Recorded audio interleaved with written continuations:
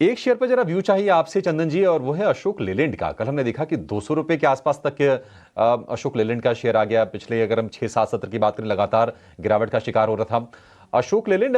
क्या इस लेवल से बाउंस करेगा? तेजी का सौदा लेना चाहिए क्या सर इसमें? देखिए, आप अशोक लेलैंड की बात करें तो स्ट्रक्चर तो वीक है, क्योंकि पिछले लगभग 8 दिनों में काफी मेजर करेक्टिव मूव देखने को मिला है।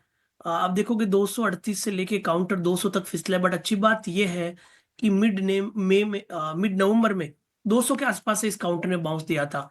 और इवन मैं मल्टीपल टाइम फ्रेम देख रहा हूँ तो एक राइजिंग ट्रेंड लाइन यहाँ पे आ रही है। तो बहुत बड़ा लेवल है। टफ होगा बोलना कि रिवर्सल इन्हीं लेवल से है या फॉलोअप के बाद में अटेम्प्ट करना चाहिए। बट ध्यान रखें, आप यदि अटेम्प्ट करते हो तो 200 को सपोर्ट बनाना चाहिए, और बाउंस आता है तो 217 तक का बाउंस इस काउंटर में बन सकता है। ठीक है, 200 रुपए का सपोर्ट, 217 तक का बाउंस। कोई बहुत मेजर इसमें तेजी की उम्मीद नहीं है चंदन जी को अशोक लेलैंड के शेयर में। मार्केट के कंस्ट्रक्ट को देखें तो जी हाँ, कुछ एक ऑटो काउंटर्स भी अच्छी तरीके से परफॉर्म कर रहे हैं। उसमें से लीड करता हुआ नजर आ रहा है टाटा मोटर्स, क्योंकि ये काउंटर हम देखें तो हाल फिलहाल जो JLR के Q4 अपडेट्स आए थे वो ठीक देखने को मिले थे। साथ ही अगर हम बात करें इनके कमेंट्री की तो वो भी पॉजिटिव निकल कर आई थी। पर एनालिस्ट लोगों को एक चिंता ये जरूर जता रही थी कि कंपनी की जो मार्जिन गाइडेंस है, इबिट मार्जिन गाइडेंस है JLR की, वो शायद पूरी तरीके से मीट ना कर पाए टाटा मोटर्स। और इसके चलते हमने देखा है कि पिछले क्वार्टर से लेकर इस क्वार्टर में देखें तो ऑलरेडी एक भारी करेक्शन हो चुका है। पर चंदन, क्या इंपॉर्टेंट सपोर्ट लेवल्स के आसपास है? क्योंकि कल के सत्र में 750 के भी स्तर टाटा मोटर्स की तरफ से आते हुए दिखे थे।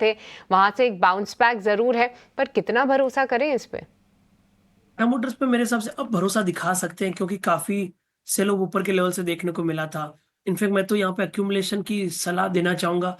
740 के सपोर्ट रहेंगे 850 तक के पोजिशनल टारगेट्स के लिए। 740 के सपोर्ट लेवल्स हैं, यहाँ पर आप ध्यान रखिए। टाटा मोटर्स पर अब भरोसा किया जा सकता है, ये राय आती हुई। आज अगर देखें तो एनर्जी बास्केट, जैसा कि मानसी भी हाईलाइट कर रही थी, वहाँ पर एक अच्छी तेजी है जिसमें JSW एनर्जी, ये स्टॉक काफ़ी मजबूत है।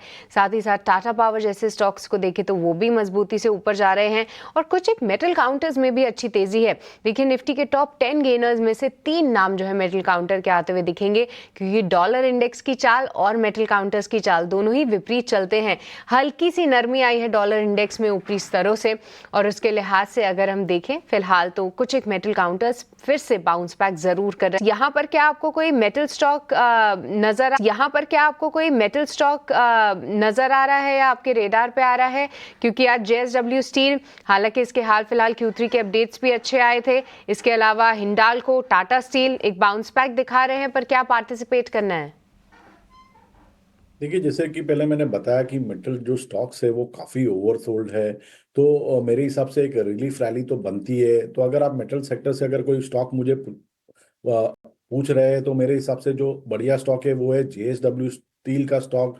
ये स्टॉक ने करीबन 880 से लेके 890 के करीबन एक शॉर्ट टर्म चार्ट पे बॉटम बनाया है।